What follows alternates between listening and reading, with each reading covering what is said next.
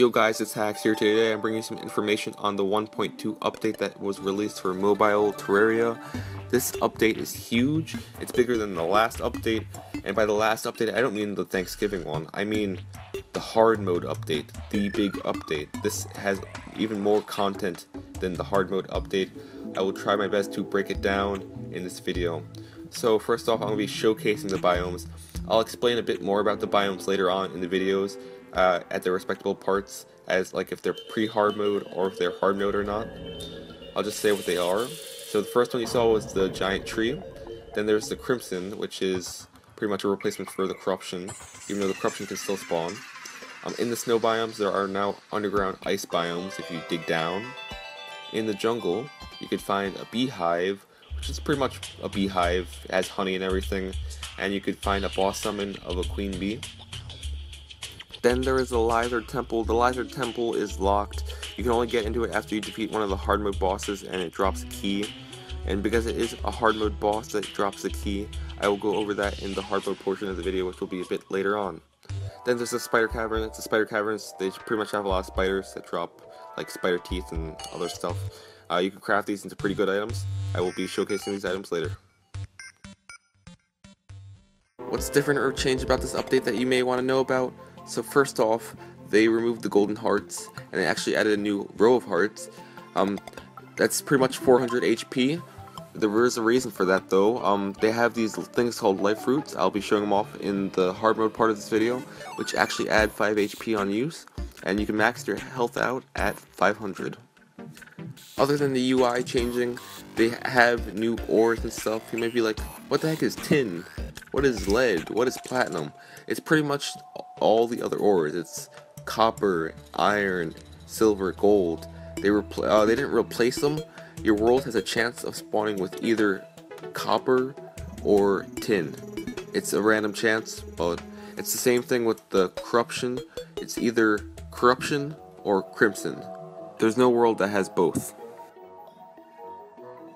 Let's get into the pre-hard mode portion of this video. I'm going to start by telling you the new NPCs they added to the update. So first off, there's the painter. He's not really game changing, he's just like for cosmetic. He only spawns if there's 3 other NPCs, and he sells paint, which you can use to paint blocks. Then there's the party girl. She only spawns if there's 8 other town NPCs, and there's only a really small chance of her spawning in the morning. After the party girl, there is the witch doctor. The witch doctor only spawns when the queen bee is defeated. I recommend you put his house inside the jungle because for later updates he will get benefits from that. Next, I'm going to be moving on to the pre-hard mode bosses. So first one is the Brain of Cthulhu. It pretty much is just like the Eater of Worlds. You summon him the same way. Just go into the Crimson and you break 3 of the hearts. They drop different items, yes, but they pretty much do the same things. Like he drops Crimtane, which is pretty much like the Demonite ore.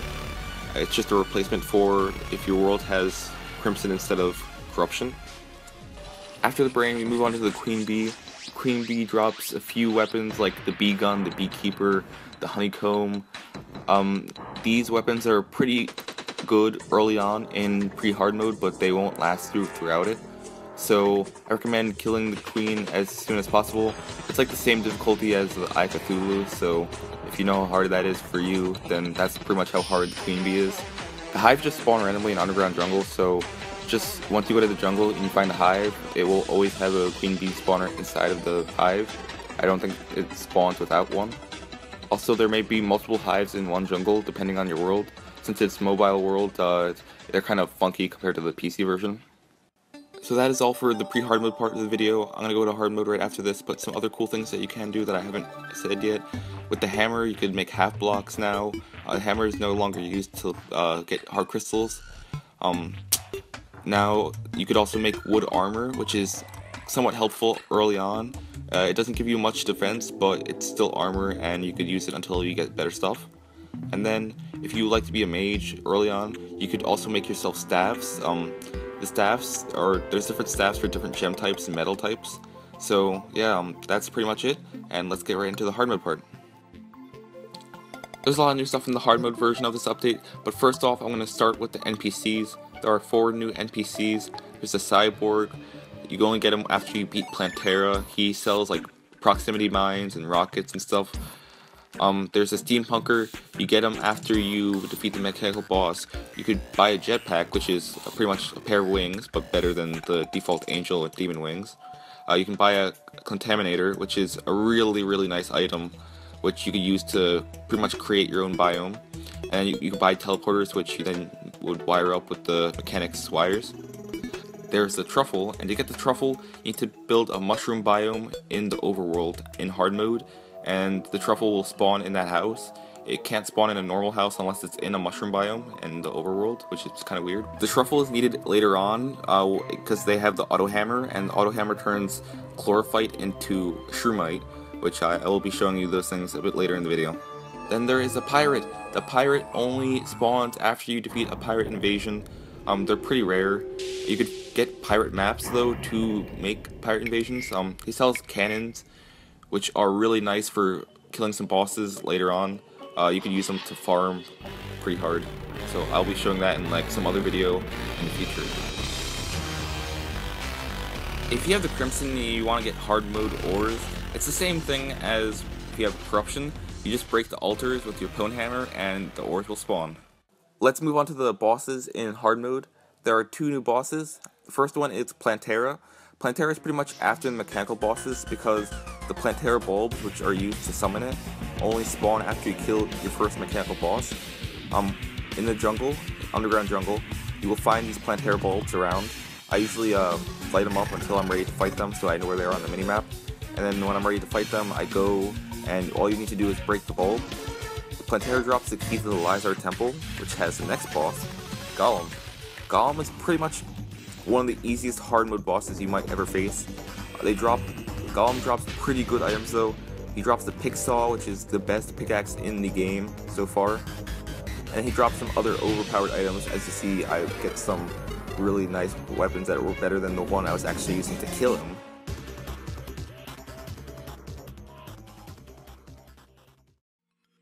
After you kill Plantera, something happens to the dungeon. Like it says something about screams or echoing from the dungeon. What this does is pretty much it puts new hard mode monsters in the dungeon. Each of these hard mode monsters have like this unique loot. I collected as much as I could to show, but some of it is kind of hard to get. So I also have a list of all the stuff you can receive.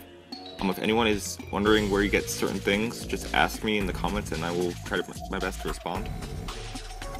You guys have probably seen the dungeon chests before.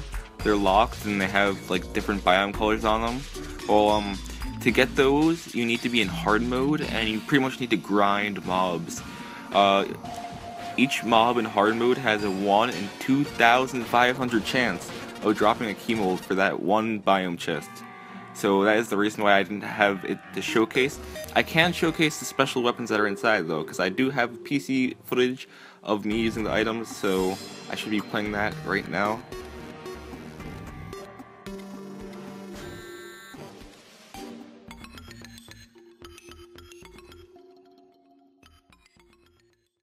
Let's talk about the new ore introduced into this update. It's called Chlorophyta. It spawns right after you enter hard mode in the jungle, except for you need a pickaxe powerful enough to actually break it. To get the pickaxe though, you need to kill mechanical bosses and they drop hollowed bars, which then can be used to craft all the hollowed armor, hollowed weapons, and then there's a thing called the hollowed pickaxe. You need that to, something like that or stronger to actually break the Chlorophyta. Chlorophyta is pretty powerful and you can craft some of the best items in the game, like the Chlorophyta bullets, which pretty much have aimbot over the aimbot that the iOS version already has, but you could also use it to craft half of the new armors that they added. They added quite a bit of armor to the update for hard mode. You have to get them in somewhat weird ways though, well, most of them. The first one is the Tiki armor. You have to have a pygmy staff in your inventory while talking to the witch doctor, and you could then buy the Tiki armor. The entire cost of the armor set is 1 platinum and 50 gold. With this armor, the set bonus allows you to summon multiple Tikis, which are the minions, and they will attack people for you. Next is the frost armor, which you can only get from frost giants while it's raining in the snow biome. It's kind of annoying to get them since I had to generate another world to actually find a snow biome. I recommend also putting like a water candle in the snow because it'll help them spawn faster when it's raining. After that, we have Chlorophyta armor, which is pretty much, if you get the Chlorophyta bar, you can craft it into armor. Each different armor piece is kind of like hollow. If you want to get range, you can get range. If you want to get magic, you can get magic.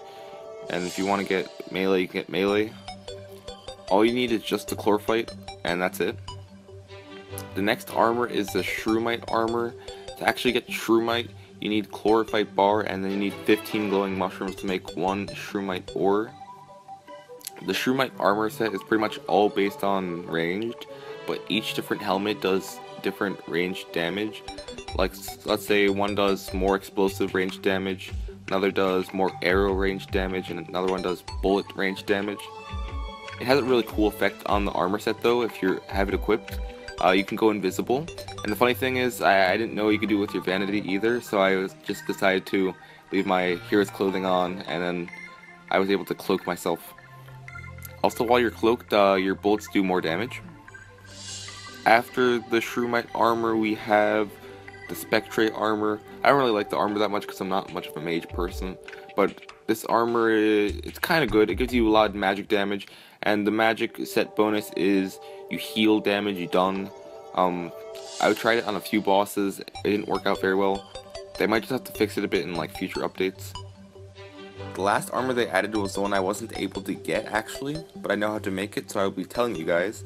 So in the jungle there are giant tortoises that spawn. They have a higher chance of spawning if it's raining. They drop these hard turtle shells, and once you collect hard turtle shells, you craft them together with Chlorophyta, and you will make turtle armor. This armor has like a special ability if you have the full set, where all the damage done to you by enemies, you will do 100% of the damage back at them. It's also the armor with the best defense at the moment. The armor I was using throughout the entire gameplay, it's the second best armor. It has 60 defense compared to 65. Since we're reaching the end of this video, I'm going to go over the stuff I haven't gone over yet. So first off, the Lightfruit. If you're in the jungle, you can see like heart plants in the background. If you swing your sword, it will usually drop a Lightfruit.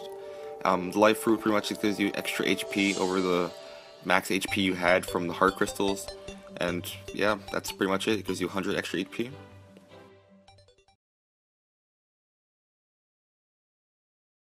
You can now also craft multiple accessories together, or certain accessories together. This makes it so you could use the effect of multiple accessories while still only using the max amount you can use.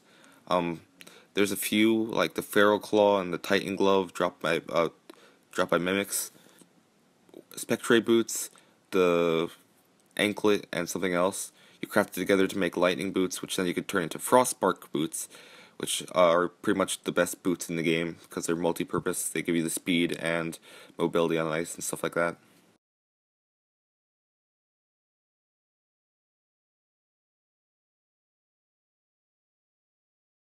The last thing I'm going to go over is the Solar Eclipse. It's a special event that only has a 1 in 25 chance of happening every day. It replaces the daytime and just monsters start spawning, special monsters.